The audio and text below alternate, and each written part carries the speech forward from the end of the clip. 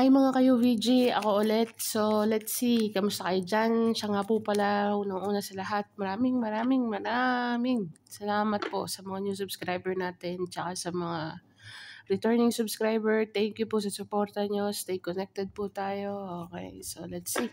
Sa mga hindi po makaka-resonate today, better luck next time po. Okay, sa mga makaka-resonate, thank you po in advance. So let's see. Tingnan natin kung anong energy update sa ating mga ka-UVG collective. Let's see. Sa mga hindi po makaka-resonate today, better luck next time po. Sa mga makaka-resonate, thank you po in advance. Thank you so much.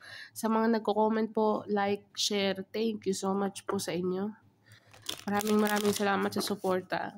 Okay, so let's see.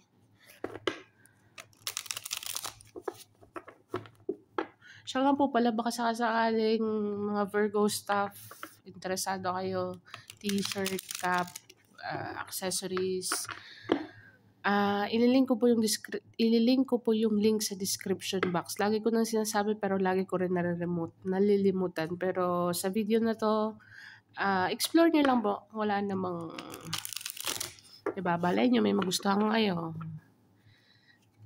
So let's see.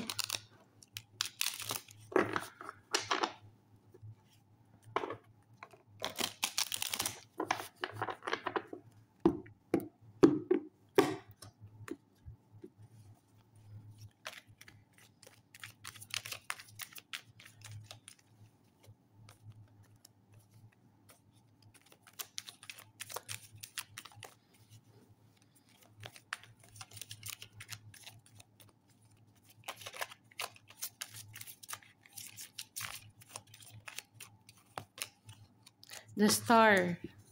Sorry, baka ma-restrict ako pero upright siya. The Wheel. Oy. And the Ace of Cups. Okay.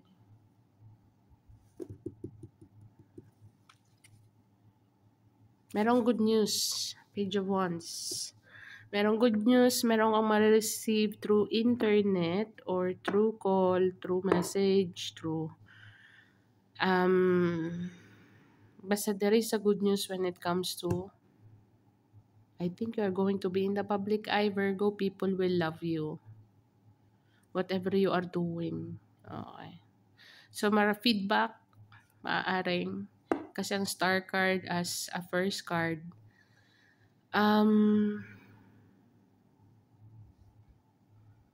maybe you are destined to be a star. Libre lang mangarap. Pero at the same time, ang star is healing din at the same time. The moment na you will be feeling complete, Virgo, with the Wheel of Fortune. Okay? So, full surrender. Kung makikita mo ang imagery ng star is ubot-hubad lahat, walang natira. Okay? And ano bang imagery ng star? Yeah, with the star card, full surrender, balancing yung tubig at saka with the land. Emotion and groundedness. Okay, so if you fully trust, Virgo, into the process or what you are going through right now, nasaan ka man ngayon, anong estado mo sa buhay, you trust the full process, you embrace it, then boom. Meron kang good news dito, people recognize you or mga feedback kung ano man ang merong baka platform or community or project or work department, family department, you are being recognized. There is a good news dito, Virgo. People love you with the Ace of Cups together with the Wheel of Fortune. Okay, what you are doing, Virgo, is like people needs it. Kailangan ng community, kailangan ng mga taong nakapalibot sa iyo, whatever you are doing right now. Okay. You are touching people's lives. Ay, ang ganda naman. Strength card and the Queen of Cups for being very compassionate, loving, caring, Virgo. Together, it's not a weakness at all. It's a strength anyway. Okay. You know, alam mo kung paano mo i-tame ang sarili mo when it comes to situation o certain pressure na situation, okay. You know how to calm your, that's why people love you about this side, Virgo. And together with the Queen of Cups is very caring, nurturing, loving, advisor, Virgo. Okay, when it comes to emotion, relationship. So whatever you are doing right now, Ace of Swords, you're giving clarity to those people you encounter, Virgo. Being there itself. Being there lang, Virgo. Being present lang. Your presence. Nagagets mo ako. And then may mga words ka dito of words of wisdom with the Ace of Swords, Virgo, and people love you. Hindi ko alam kung anong trabaho meron ka, therapist, ay basta nasa healing section or maybe kahit ano man ang estado mo sa buhay ngayon, meron kang shinare na based on experience mo into random people or baka kakilala mo lang or whatsoever na shinare mo may impact pre. Parang tinamaan na kung naka-survive siya, why not ako? Kumbaga, in the right time, in the right place, nasabi mo yung kailangan marinig ng person na yun. Okay. If it makes sense for you, Virgo. If it doesn't make sense sa'yo, okay, pero sa person na yun, it makes sense at all. Okay, you know what I mean? You are giving clarity for being there, your presence, okay, with the Queen of Cups, Strength card, Ace of Cups, being loving and maybe you feel loved, okay, at the same time, vice versa. This is so good, Virgo. Hindi ko alam kung healer ka or maybe na-discover mong healer ka.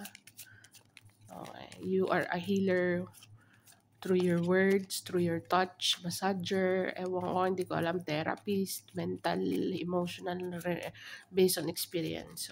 So, something in that line. Ang theme kasi natin dito is Star Card, healing and, or maybe in the public eye, what you are doing right now, everything, cooking, cleaning, hindi ko alam, basta you touch others people's lives, Virgo.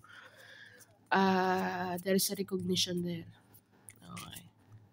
People appreciate whatever it is. What else? The Hangman.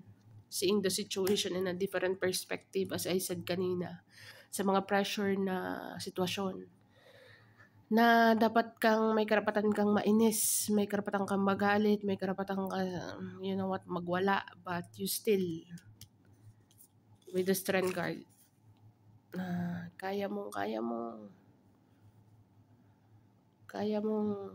kung makita mo yung, ayaw mag-focus, sorry.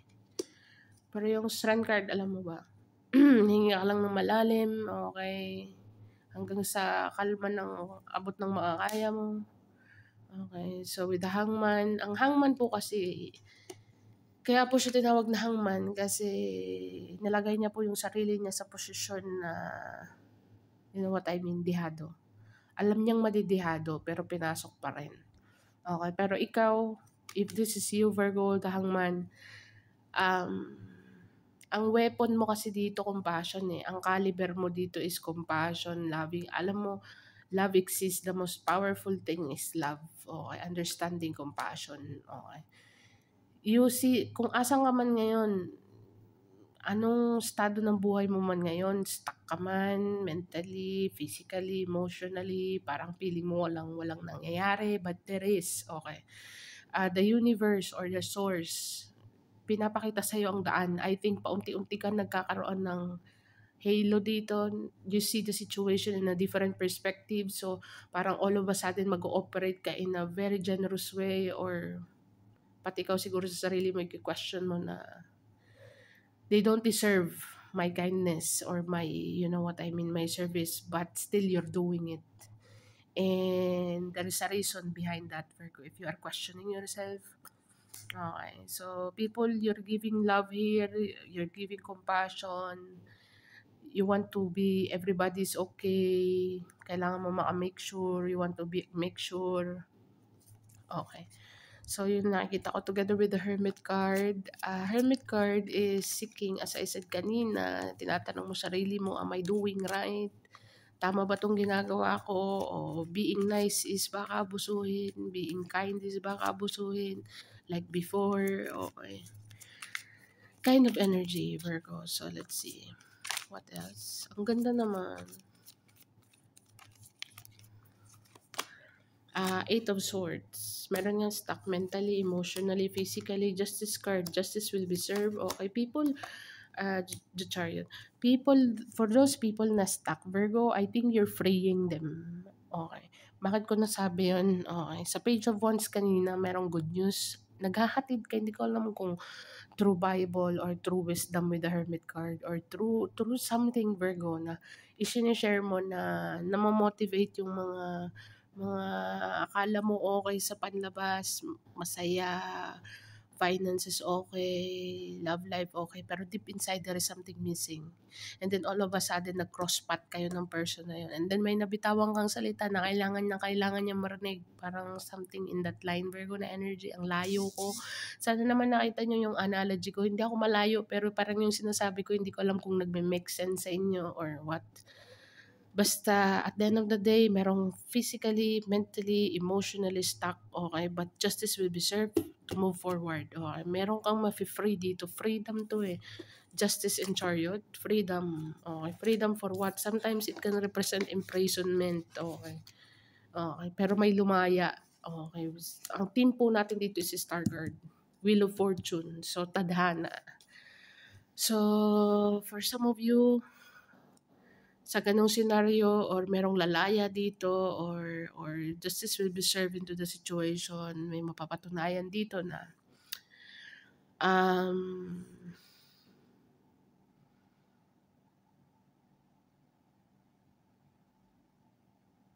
about clarity, truth.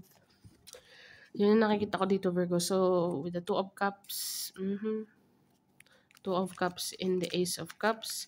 So, Virgo, there is someone is developing their emotions here. Okay. Newness, with the Two of Cups, is all about new. With the Ace of Cups and the Two of Cups, may nade-develop ang feeling sa'yo dito, Virgo, but we will see if this is a past or a new person. Pero for some of you, meron ka ditong you free somebody's mind or physically or mentally, emotionally. You free someone, Virgo. Okay. Through talking or through effort, through time, I don't know, finance. Hindi ko alam kung saang department mo, pero may natulungan ka talaga dito. Okay. Ten of Wands. Okay. Hindi ganun kadali, pero Ten of Wands is mastery, Six of Wands at the end of the day. Victory card, Ace of Pentacles, Queen of Pentacles, Ace of Pentacles, Six of Wands to the Ten of Wands. Ten of Wands is experiences, ang daming experiences, burden, extra responsibility, hard work, overloaded, carrying too much, stress, keep going, and insight completion. So, ang Ten of Wands para sa akin, ayon sa mga katabi niya, this is a completion, clearing all of the baggages, mastery at the same time. Bakit ko nasabing mastery para sa akin? Hindi po lahat ng reader is ginagamit kung anong meaning ng card. Sometimes, intuition-wise na lang din sa aming mga reader. Yes, it's a completion, but at the same time, mastery sa akin kasi as I said, ang Ten of Wands is talagang multitasking. Para bagang ang analogy ko na 4 jobs in one day. You know what I mean? Or 4 jobs in 1 month. Like, kailangan mo multitasking yun. Para sa multitasking, overloaded, a lot of responsibility. Hindi ka naman magpo-4 jobs kung wala kang responsibilidad eh. Or kahit sabihin natin sa sarili mo or meron kang dapat nagampanan. Okay, so mastery. Mastery ang 10 of Wands para sa akin. Okay. So you've been through like a lot. You deal some situation, pressure, a lot of people, mga samot-saring mga temperatura, high-tempered, low-tempered, mga gano'n ba, gets mo? So with the Queen of Pentacles is groundedness. That's what makes you, with the Queen of Pentacles, very grounded in what you are doing. Decision making, diskarte militar or what or something, kasi meron ka ditong 6 of Wands, victory card, mission accomplished. Kung ano man ang mga burden mo sa ngayon, sisiw para sa yan. Okay. Yun lang masasabi ko. Bakit sisiw? Naka-ground ka na eh. Nakabugsok ka na. Ibig ko sabihin, based on your experience, kahit anong bagyo ang umano sa'yo, kidlat or what or something, you are very grounded na. Alam mo na sa sarili mo kung paano ka nadapa, nagtumbling, basta nailibing pero tumubo, nagigets mo. So with the 6 of Wands is victory card together with the Ace of Pentacles, new beginning, new opportunity. So definitely meron ditong offer kanina, good news with the Page of Wands. Okay. 5 of Cups, regretful energy, scarcity mindset from the past. Ito low vibrational to, 8 tsaka 5. But at the same time, justice will come in, moving forward, ease all of the burden. Pinalakas ka lang ng 10 of Wands eh.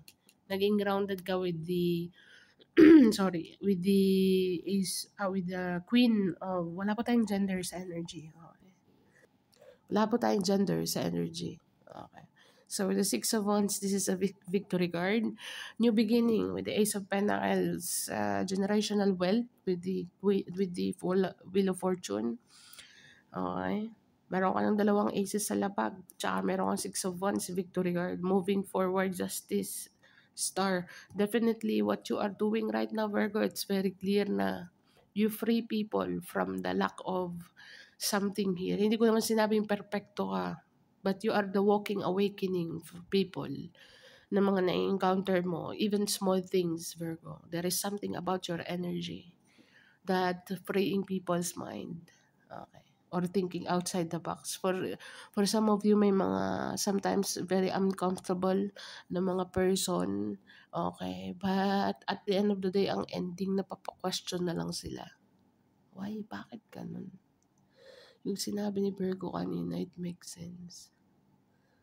Tapos habang tumatagal, napapaisip yung mga na-encounter mo, yung ginagawa, tsaka yung mga action kasi ni Virgo. Nakakainis sa una, pero at the end of the day, para bagang baka nga tama siya. Okay, parang mapapa-question ba? Parang ganun. So, meron tayong 5 of Cups, regret card and scarcity mindset card. So, what else? Give me more.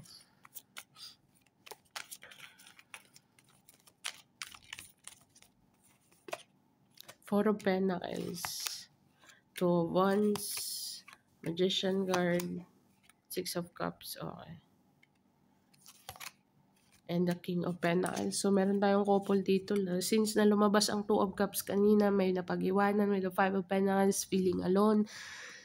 If this is you, Virgo, okay, feeling abandonment issue,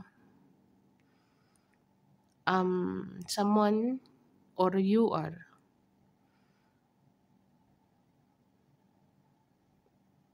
6 of Cups, 5 of Pentacles from the past. I think you've been through a lot, Virgo. Pero ang masama dito, baka ikaw tong stuck. Kasi 4 of Pentacles is still holding on into something when it comes to the past. So, if you are manifesting someone or you are manifesting, kasi meron tayong couple card eh, King and Queen of Pentacles. Hindi ko alam kung nagpaplano ka pa lang actually, 2 of Wands, para bang binivision mo ba lang. Hindi ka pa fully decide. Wala pang 3 of Wands dito na planado, nakaset na. Ibig sabihin 2 of Wands ka pa lang, nasa vision ka pa lang. Planning in progress. Okay. Or meron kang balak na umuwi, or meron kang balak na makipagkita, or meron kang balak makipag-reconcile, or in some point to clear things up, okay, para But sometimes it can represent Virgo na you are saving here. You want to save money. Nagmamanifest ka ng wealth dito which is you already are. Ibig ko sabihin, yung future self mo na very abundant with the Wheel of Fortune, with the Ace of Pentacles, you are already are. Just calling it, call yourself, your future self. Hindi ko alam kung nagigets yung sinasabi ko, pero I think ang YouTube is a very big platform. Baka pwede kayong mag-explore sa YouTube kung saan nyo pwede makita yung ganyong sinabi ko. Pero hindi ko rin alam kung bakit ko sinabi yun eh. Pati ako parang gusto ko rin mag-search. Pero sa nakita ko sa tatlong card na to, merong future self ka dito na kailangang i-call in. When it comes to, yung future self mo is very abundant. Destined to be a boss or to be a entrepreneur, Ace of Pentacles, Ace of Cups. Strength card with the Queen of Cups. Stuck ka lang sa 3D, stuck ka sa Matrix. But you are very stable here. Kailangan may tawagin ng future self mo dito, hindi ko alam. Siguro i-type na lang natin future self. How? Paano tayo makipag-connect sa future self? I don't know how it works. Hindi ko rin alam. Basta parang feeling ko kasi ito, para bagang na-highlight sa akin. Ito pala. Itong tatlong card na to. Manifestation, Two of Wands. Meron kang vision. Okay. Meron kang vision with the wealth security, saving money. Baka meron kang nafe-feel, Virgo. Let me know in the comment below. Baka meron kang nafe-feel na you are rich before. Past life. Okay. Past life mo para pag hindi ko alam kung king or queen ka. Hindi ko alam kung naniniwala kayo dyan. Sa mga hindi po naniniwala, better luck next time po. Okay, sa mga naniniwala sa mga past lives, to, soulmate, twin flame, meron kang nararamdaman na para bagang mayaman ka before, nasa lineage mo. You know what I mean?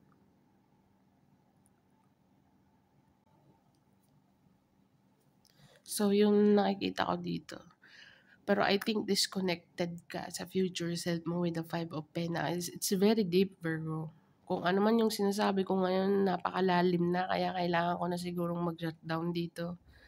Gusto ko pang mag-dive deep, pero I think the more na we go deeper, the more na marami tayong mauungkat about sa'yo. Or about sa energy na nakadestined para sa'yo. Kaya siguro meron kang star card dito. You need to wish upon the star, Virgo. With the Magician card. Hindi ko sinabing gumawa ka ng ritual or what or in some point, pero ang gusto kong mangyari dito is gusto kong ilipaliwanag sa iyo na ang future self mo is existed and very abundant. So, I think disconnected ka in some point. So, yun ang masasabi ko, Virgo. Let's just say sa second scenario na yun. Sa second scenario, ganun ang nakikita ko dito. Don't shoot the messenger. Okay. Possibility to. I think disconnected kayong DNA mo is like fully close. Or baka mga prayers mo is being unanswered. Hindi natutupad kasi there is a certain alignment, Virgo. Siguro fasting or something. I don't know, maybe. But we'll see. 2 cards, another 2 cards. So, sa mga hindi po makaka-resonate, better luck next time po. Okay. Let's see. King of Swords. Yeah. 5 of Wands. And the Hierophant card. So, someone here. Together with the Page of Swords. So, pay attention, Virgo, kasi someone here is like gusto makipagkompetensya sa'yo regarding sa what? Regarding sa commitment or kasunduan or kontrata. This is a fight or someone is going to fight for what they are meant to be. Or hindi ko, parang masyadong ano na yan eh. Parang masyadong dramatic na. Ang reality dito na gusto kong sabihin is merong someone dito, okay, makipaglaban or ipaglaban kung ano yung right niya with the Hierophant card. Hindi ko alam kung ikaw yan or environment mo or person na connected sa'yo. Pero someone dito gustong ipaglaban kung ano man yung dapat, ano yung tama with the Hierophant card. Traditionally, contract-wise, process, in a high position to. Merong gustong ipaglaban ang karapatan. Yun ang masasabi ko dito. Ipaglaban ang karapatan and someone is studying something, may pinag-aaralan dito or nag-i-spy. Okay, so just be careful kasi with the Five of Wands, this is a fight, Virgo. Competition, debates, rivalry, conflict, disagreement, strife, tension, territorial, clashing egos, and pettiness, ang Five of Wands. So together with the King of Swords, this is head over heart. Pero ang Hierophant card is nandito, so institution, tradition, religion, society, rules, social approval, trust, forgiveness, wisdom, high level of commitment. Okay. So, hindi ko alam kung saan magre-resonate sa'yo yan, pero ang masasabi ko lang sa tatlong barahan na to together with the bottom of the deck. Okay. Someone dito is merong gustong ipaglaban kung ano man ang paniniwala niya. Okay. Or baka ikaw to, gusto mong ipaglaban kung ano man ang paniniwala mo. Just let it go and let it fly, Virgo. Hindi ko sinabing ganun kadali, pero I think kung papatulan mo tong fight na to, or maybe ikaw lang yan sa loob mo, or maybe someone lang sa loob nila, kalaban nila sarili nila. Okay. When it comes to commitment sa sarili. Okay. Or maybe for some of you sa kontrata. Okay, merong gustong ipaglaban ng karapatan dito when it comes to kontrata, custody, legalities, head over heart, utakan. So, yun ang masasabi ko. Study card, student card, may pinag-aaralan, may gustong malaman. Just pay attention. Okay. Maging alisto. So, tingnan natin kung ano ang advice.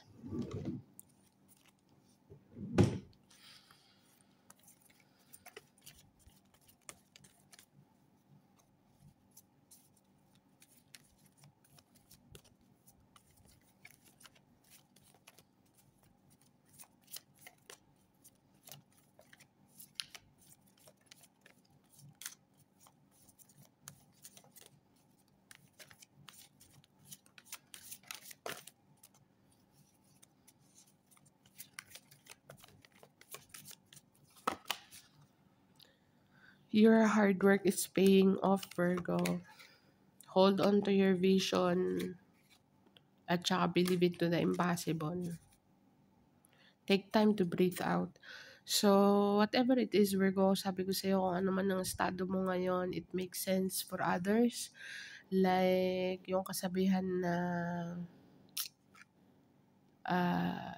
sa Hermit card kanina may lumabas, di ba? Share your knowledge to benefit others, even small things, Virgo, through experiences. Hindi ko naman sinabi kailangan profession. Mga experiences, Virgo, kasi for some of you, may mga nakukonect ka, may mga nakaka-connect sa'yo. Okay? Tsaka nagigets, kumbaga, ganun pala. Parang ganun. Take time to breathe out, but sometimes kailangan mong huminga or kailangan mong mag-relax, pay attention din sa energy mo. Baka na-drain ka na, on drain ka na, huwag kang mag-hesitate na mag-relax. Yun ang masasabi ko. It's okay to be not okay, pero hindi okay yung tatambayan mo for a very long time. So, tingnan natin. So, hard work is paying off, Virgo. Offer, increase, promotion. Okay. Believe into the impossible. Baka iniisip mo na imposible. Basta hold on to your vision, it will manifest into reality, Virgo. So, let's see what is the advice. What is the angel message number? Angel message number for my Virgo, please. We have 10, 9, Jack. We have Jack, Queen, Ancestor. 10, 9, 5. Meron kang middle age 40s, 50s. Jack, Queen is like a grandmother or female figure, mother or grandmother, I don't know. Sa mga Virgos po na nag-pass away, they are looking after you. Ancestor mo yan. So, meron ka ditong 10, 9, 5. Merong mensahe. Baka makaresonate sa sitwasyon mo. So, this is what I have for you, Virgo. Thank you for being here. Thank you for watching. See you on the next one. And bye for now.